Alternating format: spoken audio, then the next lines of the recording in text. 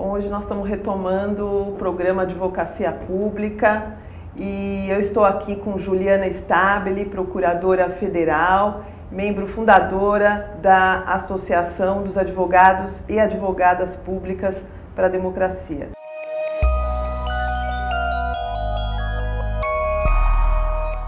Juliana, é um prazer receber você aqui no Justificando e vamos conversar um pouquinho sobre o que faz uma procuradora federal, qual é a sua atuação dentro da Advocacia Geral da União. Oi, obrigada pela oportunidade de vir esclarecer um pouco da nossa atuação, porque até os juízes federais confundem, né, os procuradores. E, bom, a Advocacia Geral da União é o órgão jurídico que defende a União Federal e também as autarquias, as universidades e fundações. As agências também, as agências, né? Reguladoras. Também, sim, são todas defendidas judicialmente e também recebem a consultoria jurídica, assim como os ministérios. Então, a Advocacia Geral da União é o maior órgão jurídico do país. E, bom, é um órgão super novo, criado na Constituição de 88. Foi a partir do Ministério Público Federal, que era o único órgão que defendia os interesses da federação e também fiscalização da lei. E por uma questão de incompatibilidades, na Constituição de 88, foi separado, né, a Advocacia da União foi separada do Ministério Público Federal. Então, é uma carreira muito nova, né? Essa é uma história interessante, né? Porque as pessoas não têm essa dimensão da origem histórica da advocacia pública e junto com o Ministério Público Federal, né? Principalmente no âmbito federal. No âmbito estadual, aqui em São Paulo, por exemplo, a Procuradoria do Estado existe há muito tempo, então as instituições já eram separadas. Mas na União não, é uma coisa recente, não tem 30 anos isso aí, né? Pois é, exatamente. Então, e aí o que aconteceu foi que com a separação da defesa dos interesses públicos da fiscalização da lei, né, que ficou para o Ministério Público Federal, a defesa dos interesses públicos e as políticas públicas no âmbito federal para a Advocacia Geral da União, e aí a Advocacia Geral da União foi se estruturando. A Procuradoria Geral Federal foi criada em 2002 e aí começou a agregar todas as carreiras autárquicas. Então, assim, o procurador do INSS, que era o antigo procurador autárquico, né, do INAMPS, ele foi trazido para dentro da Advocacia Geral da União pelo órgão da PGF. E você atua nessa área previdenciária? Atuo defendendo, eu estou no contencioso, então eu faço as ações e trabalho no Juizado Especial Federal, né, atuo no juizado e nas turmas recursais. Então, que na verdade o INSS é o maior litigante do país, né? E deixa eu te perguntar uma coisa, qual é o tipo de demanda que mais chega para vocês? Quer dizer, qual é a maior insatisfação do cidadão com relação às questões previdenciárias? O campeão de ações é os benefícios por incapacidade, né? São os benefícios que é o auxílio-doença, a aposentadoria por invalidez e seguidos das revisões. Então, assim, o nosso maior volume são essas ações. E depois disso vem as aposentadorias, os benefícios assistenciais e os auxílio reclusão, salário maternidade. Mas o maior volume é a incapacidade mesmo. E nesses casos de ações por incapacidade, qual é a tendência? Quer dizer, o judiciário tende mais a reconhecer os pedidos apresentados ou a Advocacia da União, vamos dizer assim, consegue demonstrar que não seria o caso da concessão do benefício? Essa é uma questão delicada porque geralmente o ponto controvertido é a própria incapacidade. Quando o segurado ele não possui a carência necessária para o benefício ou ele até perdeu a qualidade de segurado quando já estava incapaz, fica mais fácil de verificar que ele não tem direito ao benefício, que ele não preenche os requisitos. Agora, a incapacidade é uma questão muito delicada, porque dentro da área médica mesmo, algumas doenças geram maior ou menor incapacidade, então entre os peritos médicos às vezes há discordância. A maior dificuldade é com relação à incapacidade por questões psíquicas? Sim, sim. Depressão e esquizofrenia, graus de deficiência mental, porque há um nível de deficiência mental leve que as pessoas conseguem e até útil para elas se manter ativa no mercado de trabalho e desenvolvendo funções de menor complexidade. Então, só que é um ponto controvertido, porque mesmo essas pessoas que poderiam desenvolver atividade profissional, muitas vezes elas têm crises, têm um certo período de incapacidade, porque apesar do benefício chamar auxílio-doença, por exemplo, o que se indeniza não é a doença em si, sim, e sim a incapacidade. Lógico. Então também causa isso confusão entre as pessoas, entre os segurados, porque eles acham que eles estão doentes, então eles têm direito ao benefício. Então é muito difícil e realmente é uma questão técnica, vai muito mais dos documentos médicos, dos exames, o entendimento da perícia, do perito. Né? Lógico. Exatamente. Bom, Juliana, nós vamos fazer um break aqui para retomar daqui a pouco para falar sobre a Associação dos Advogados e Advogadas Públicas para a Democracia. Legal.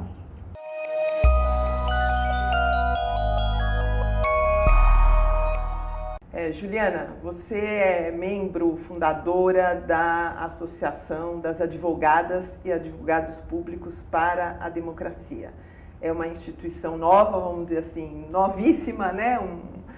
Uma ONG nova. E você podia dizer para nós o que é a associação, da onde surgiu a ideia de reunir os advogados públicos nessa trilha da democracia? Claro. Bom, o que aconteceu foi o seguinte, já há muitas associações de membros das carreiras da AGU e todas elas têm uma pauta corporativa.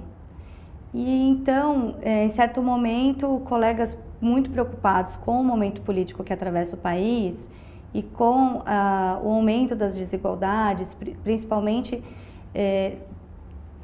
por conta de todas essas manifestações e aprovação de leis que tendem a prejudicar a classe operária e a pauta indígena que está sendo negligenciada.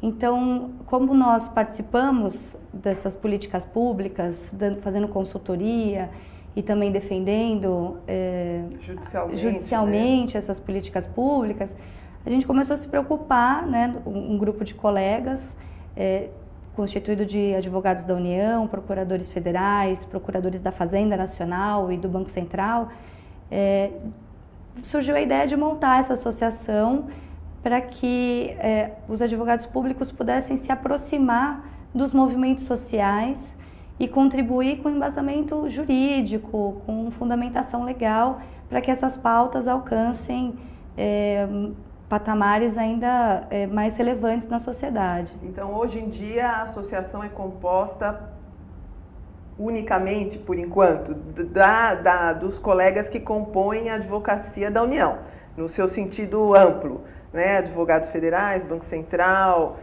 AGUs, enfim.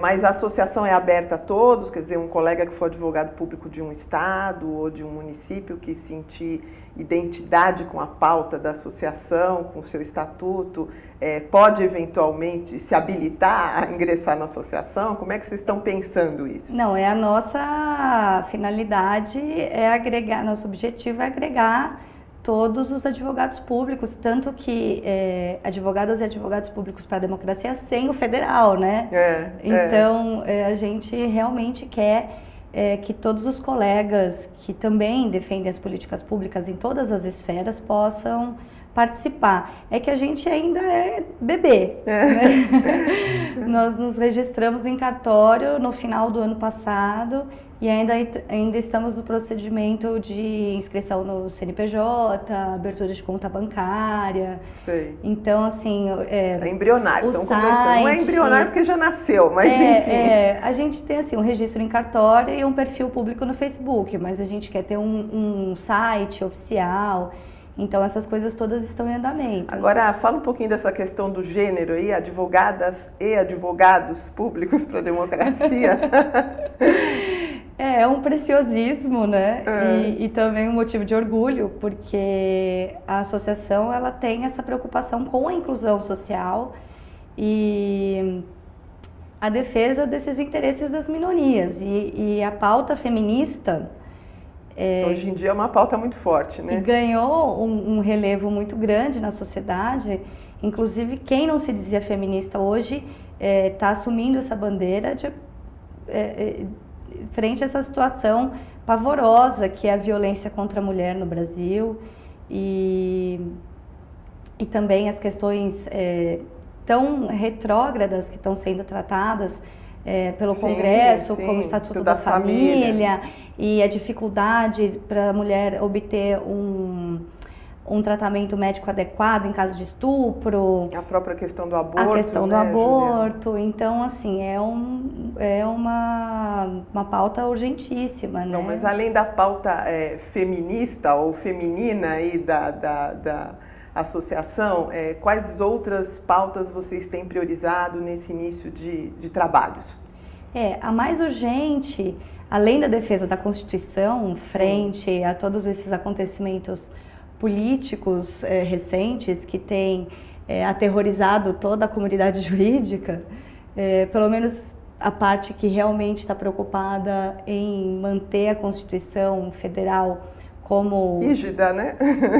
Como norte do ordenamento jurídico e a democracia, além dessas questões constitucionais, a pauta indígena é a que mais tem nos afligido, não só pela PEC 215, que quer demover do Poder Executivo a demarcação de terras indígenas, como a CPI da FUNAI e do INCRA, que foi instaurada agora no Parlamento. Então, assim, a gente está realmente muito preocupado, porque essa questão indígena, ela nunca foi tão premente, né? Começou com Belo Monte. Sim. Toda a luta E há uma questão grave também na Bahia, né? No sul da Bahia, em outros locais. No estado de São Paulo mesmo, né? O Pico do Jaraguá, recentemente também,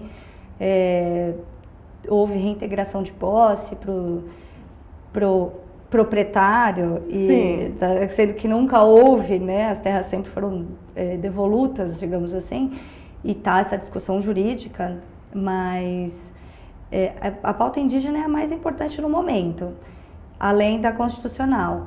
E outra coisa que também está afligindo agora a sociedade é o ajuste fiscal.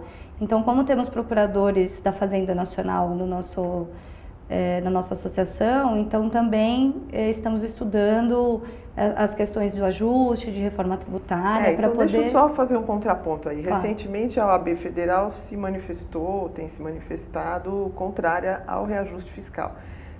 A associação ainda não tem uma posição, mas está estudando o assunto, é isso? Isso, porque juridicamente entendemos que a CPMF é um dos tributos mais justos que existe, porque ele, dentro da capacidade tributária, é o que mais atende o nível de renda, né, o nível econômico do sujeito passivo do tributo. Sim. Então, quem tem mais dinheiro, gasta mais, vai incorrer em maior tributação. Exatamente. Então, assim, juridicamente é o imposto mais justo.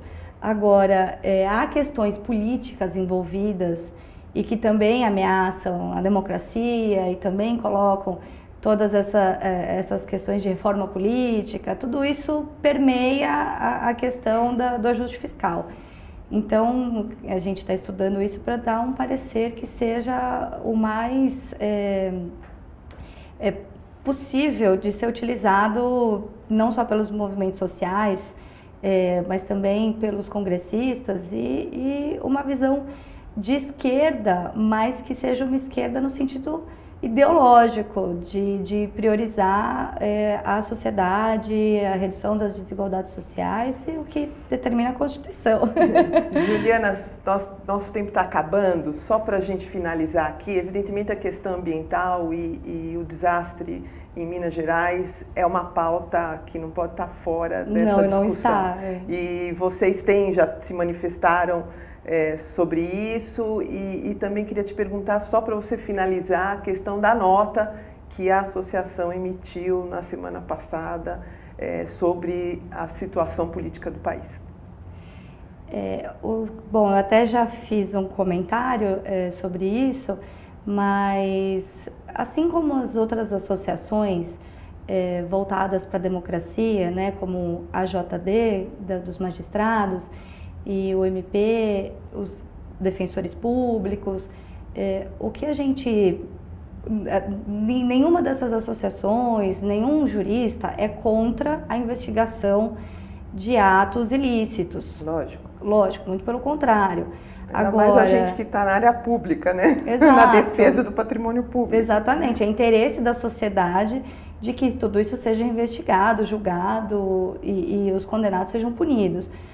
Agora, o que não pode acontecer, eu acho que essa é a nossa preocupação, e assim como de todos da área jurídica, que a Constituição seja respeitada e que motivações políticas, elas não podem ultrapassar e prevalecer sobre toda a luta que foi a redemocratização do país e a promulgação de uma Constituição cidadã, como é a Carta de 88. Então, o devido processo legal tem que ser respeitado, o contraditório tem que ser respeitado, o princípio da inocência e o direito ao silêncio. E é isso que nos preocupa, porque um dia você abre uma brecha ali, querendo justificar por um motivo excepcional, e daqui a pouco tudo vira exceção. E aí entramos em estado de exceção. Exatamente. Então, essa é a nossa... Juliana, muito obrigada pela tua presença aqui. Espero poder contar com você em outras oportunidades para falarmos de assuntos tão relevantes quanto esses que hoje estão mexendo com o nosso país. Obrigada. Eu que agradeço. Viu?